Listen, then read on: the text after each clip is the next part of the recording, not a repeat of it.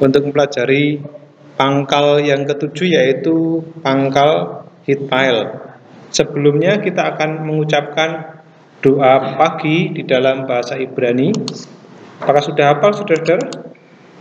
Belum hafal? Jika belum hafal, maka kita akan mengucapkan doa pagi dengan menggunakan Mazmur, ya, kutipan Mazmur. Mari kita ucapkan bersama-sama. Amaraya azina Adonai bina hagigi haksiba lekol sawi malki velohaiki eleka et malak Adonai boker tisma koli kiata tebarek syadih Adonai katsina ratson taterenu. Amin. Oke, Hitpael. Apa itu Hitpael? Hitpael adalah pangkal yang ketujuh, ya. Pangkal yang ketujuh ini berbeda dengan pangkal yang sebelumnya. Pangkal yang sebelumnya terdiri dari satu pasang atau dua diatesis. Ada yang bentuknya aktif, pasif, begitu ya.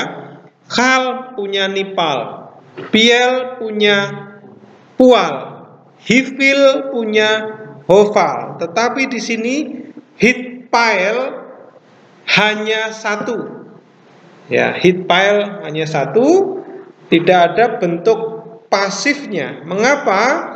Karena kalau kita perhatikan di dalam keterangan ini, Hitpael itu adalah pangkal yang dimengerti sebagai refleksif, atau bisa kita samakan dengan bentuk medialnya, ya. Kalau dalam bahasa Yunani kita memiliki diatesis aktif, pasif, dan medial. Nah, bahasa Ibrani punya Hitpael, ya, punya Hitpael yang bisa dimengerti sebagai refleksif atau sebagai resiprokal. Apa bedanya refleksif dengan resiprokal?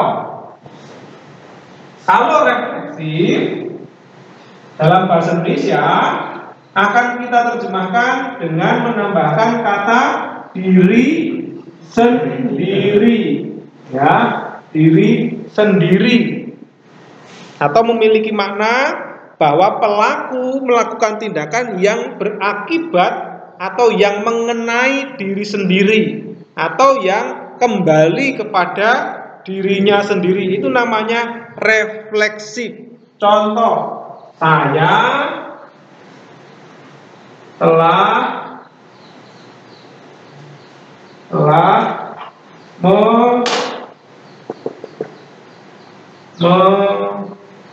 mendisiplin atau mengajar diri sendiri, ya, seperti ini, ya, bisa. Atau saya telah menyakiti diri sendiri, atau saya telah membangkitkan diri sendiri. Nah, itu, ya. Tapi kalau resiprokal, apa itu resiprokal? Adalah kegiatan yang saling. Itu resiprokal. Nah, saling. Jadi subjek itu berbuat tindakan atas sesama, ya. Jadi saling. Contoh, kami saling berbicara satu dengan yang lain. Nah, maka subjeknya harus jamak. Kami, kalian, atau mereka. Ini baru bisa resiprokal. Kalau sendiri atau tunggal nggak bisa resiprokal, ya, nggak bisa. Saya saling mendoakan, nggak bisa, ya. Pasti kita saling mendoakan atau mereka saling mendoakan. Itu namanya resiprokal. Jadi Hitpael adalah pangkal yang bisa berfungsi atau bisa dimengerti sebagai refleksif atau resiprokal dari bentuk pangkal piel, ya. Ada cukup banyak penggunaan di dalam Masoretic Text atau Perjanjian Lama yang menggunakan sistem vokal yang kita pakai atau kita pelajari ini. Ada 175 kata yang dipakai dalam pangkal heat pile. Nah, kata kerja itu terdapat 830 kali, berarti 175 kata itu muncul berulang-ulang, sehingga kita bertemu 830 kali. Cukup banyak karena jumlahnya 1,2%, lebih banyak dari kual ya, yang hanya 0, sekian persen. Nah, jadi ini penting untuk kita pahami karena sering akan kita jumpai. Oke, kita akan melihat contoh penggunaan heat pile sebagai refleksif, sebagai sebuah tindakan yang kembali kepada dirinya sendiri. Silahkan dibaca dari bilangan 16 ayat 3, Esron. Umadua ibnasu al-kehal Adonai. Ya. Terjemahan, mengapa kalian meninggikan diri di atas semua? Al-Kehal Adonai, meninggikan diri sendiri, ini yang dimaksud sebagai refleksif ya. Jadi tindakannya dilakukan oleh pelaku tapi terkena atau berdampak pada dirinya sendiri. Maka kita harus tambahkan kata diri atau dirinya sendiri. Contohnya ini tadi, titnaseu. Ini menggunakan heat pile. Kata kerja ini menggunakan heat pile. Titnaseu, heat pile. Kalian meninggikan diri sendiri. Karena ini orang kedua maskulin jamak dari kata nasa. Nasa itu mengangkat. Bukan mengangkat diri sendiri, tapi meninggikan diri sendiri. Ya, ini kalau dalam bentuk hal yang mengangkat, tapi piel itu berarti terus menerus atau lebih intensif ya. Ya, meninggikan diri sendiri. Nah, yang kedua ada penggunaannya dalam bentuk atau fungsi resiprokal. Apa itu resiprokal? Resiprokal akan kita main sebagai tindakan yang tadi ya, tindakan. Contoh dari dua raja, tindakan yang saling atau tindakan atas sesama. Tindakan yang kita lakukan atas sesama, maka saling ya. Nah, di dalam 2 Raja-Raja 14 ayat 8 ada contoh, silakan dibaca Alan. Israel ini paling biarlah kita bertemu muka dengan muka. Oke. Biarlah kita melihat muka-muka sama. Nah, ini adalah cara menerjemahkan resiprokal. Kita bisa menambahkan kata ini ya, biarlah kita bertemu muka dengan muka, atau kita bisa mengatakan biarlah kita saling bertemu muka, panim ya, saling bertemu muka, atau biarlah kita melihat muka-muka sesama. Nah, ini resiprokal, tindakan yang dilakukan atas sesamanya. Oke. Nomor 3, rupa-rupanya heat pile juga bisa dimaknai sebagai pasif, sebagai bentuk pasif. Nah, kapan kita bisa maknai sebagai bentuk pasif? Ya kalau konteks mengizinkan ya. Kalau konteks itu menolong kita untuk memahaminya sebagai bentuk pasif. Contoh di situ hits dash hak. Hit kades hak. Hak itu pesta.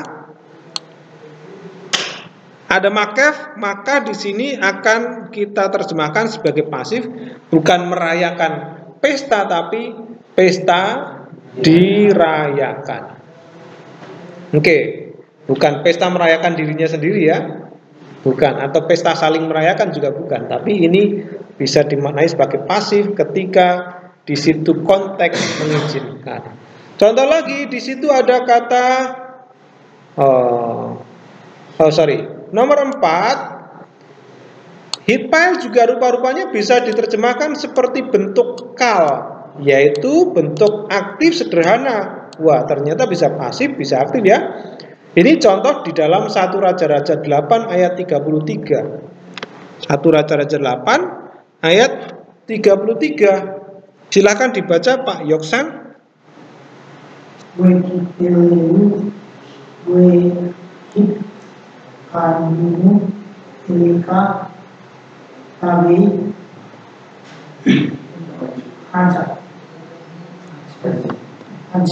Pencurahan dan mereka berdua dan memohon belas kasihan kepadamu. Oke. Di situ akan kita terjemahkan hit palelu. Ini hit pile. Ya kita terjemahkan bukan mereka berdoa diri sendiri, enggak. Namanya berdoa itu kan sudah datang dari dirinya sendiri dan juga kembali kepada dirinya sendiri, untuk dirinya sendiri, ya kan. Nah itu dia. Jadi berdoa itu maknanya aktif, tapi jelas dia merupakan tindakan yang dilakukan atas dirinya sendiri, ya, dan berdampak pada dirinya sendiri. Lalu kemudian memohon belas kasihan, hit hanenu, memohon belas kasihan. Ya, jadi ini satu kata, memohon belas kasihan, eleka kepadamu di rumah ini. Jadi memohon belas kasihan itu ya akhirnya memohon tetapi kembali kepada dirinya untuk dikasihani. Jadi ini aktif sederhana. Oke, jadi itulah heat pile. Ya, sekarang bentuknya seperti apa? Karena itu heat pile, maka penting untuk kita melihat ciri-cirinya dengan memperhatikan awalan heat di depan. Lihat, ciri khas bentuk heat pile adalah heat yang dibubui pada kata induk dengan dages forte dalam huruf tengah. Contoh di sini ada kata heat. Sorry, saya mau bersihin dulu.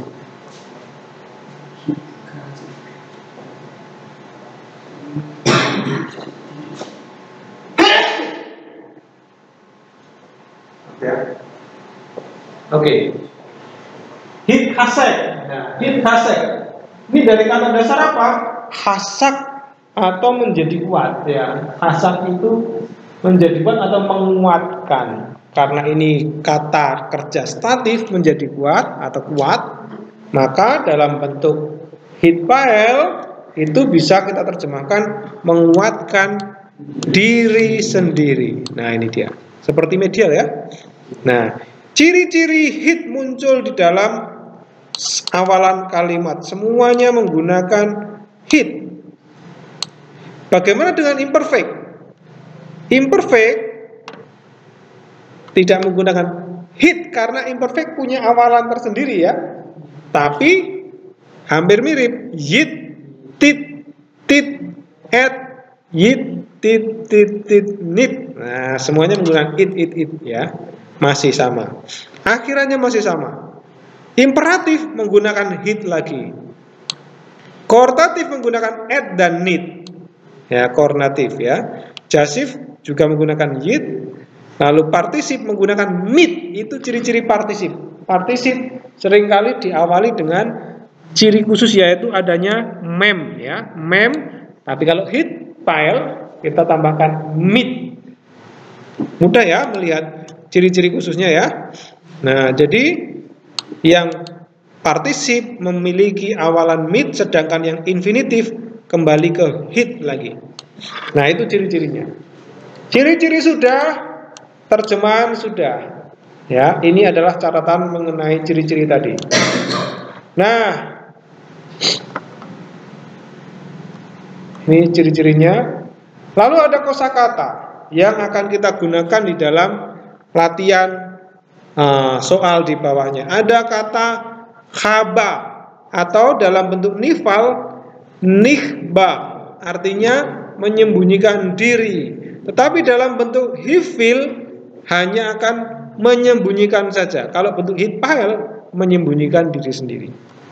Lalu ada naba atau niba, bernubuat tapi dalam bentuk hitpael, itu akan kepenuhan seperti Nabi. Ada neget, artinya di depan. Ada nasa, mengangkat. Ada milhamah, itu perang atau bertempur. Kalau berperang apa? Masih ingat?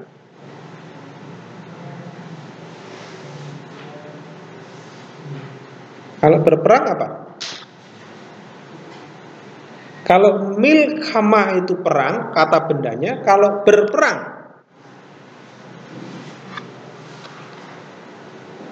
belum lama kita menghafalkan kata berperang. Ya, mungkin di pelajaran 20 latihan, ya, latihan 18 halaman yang 65. Apa? Berperang di sana?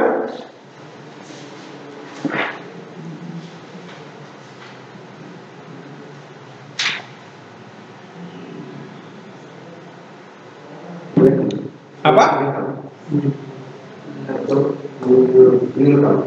Milham. Lihat bedanya. Bedanya hanya di awalan mil, mi, dan akhiran ah. Milhamah. Kenapa diakhiri dengan ah? Karena ini termasuk kata benda feminim, ya. Jadi kalau kata kerjanya apa? Laham atau nilham, kata bendanya milhamah. Lalu ada palal atau hitpalel. Itu kalau dalam bentuk hitpael akan berarti berdoa. Ya, hitpalel. Kalau kita mengatakan mari kita berdoa, apa yang harus kita ucapkan? Mari kita berdoa. Maka kita harus menggunakan apa? Bentuk apa? Kalau mari kita berdoa, apakah bentuk imperatif? Kalau imperatif itu orang ke dua, ya. Kalau mari kita berdoa, maka seharusnya kita menggunakan bentuk kohortatif. Orang pertama jamaah. Apa ciri-cirinya? Ditambahi nit dan ditambahi dengan akhiran ah. Maka menjadi apa? Nit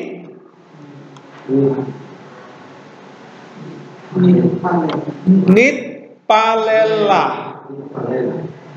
Ya, nit palelah. Jadi nanti kalau kita berdoa, saudara bisa mengucapkan nit palelah. Mari kita berdoa. Ya, nit palela. Oke, diingat-ingat ya. Nit palela. Oke, kalau saudara mengajak mari kita berjalan, bisa abar, berjalan melalui perjalanan, tapi bisa halak. Halak itu apa? Berjalan, ya. Berarti ditambahin nit tadi menjadi apa? Nit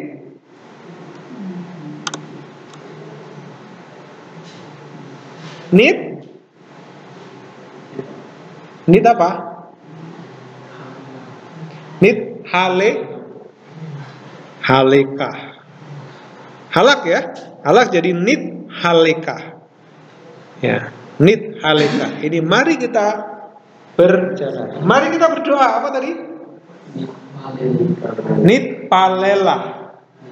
Nit palela. Mari kita berdoa. Oke. Lalu di situ ada ruah. Ruah itu angin atau roh atau nafas. Kemudian ada tefilah. Tefilah itu doa. Doa, ya. Tefilah. Kalau bentuknya konstrak, tefilat.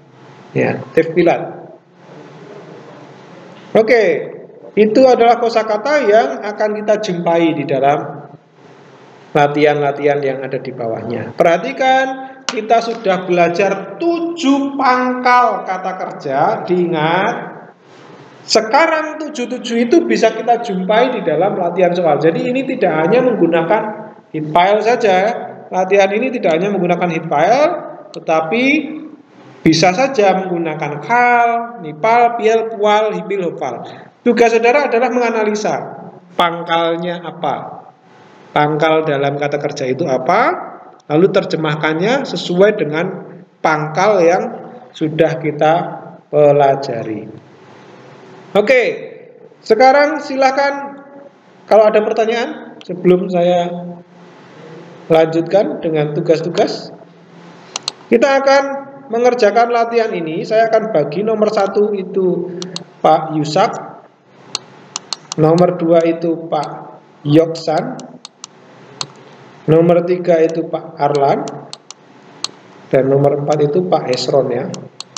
Oke, itu sama panjangnya, jangan merasa yang satu lebih panjang ya. Kalau kurang panjang nanti saya tambahin lagi. Ya, kita sudah mulai belajar kalimat-kalimat panjang dan itu terambil dari teks ya. Karena kita sudah belajar banyak pangkal. Silahkan dicoba.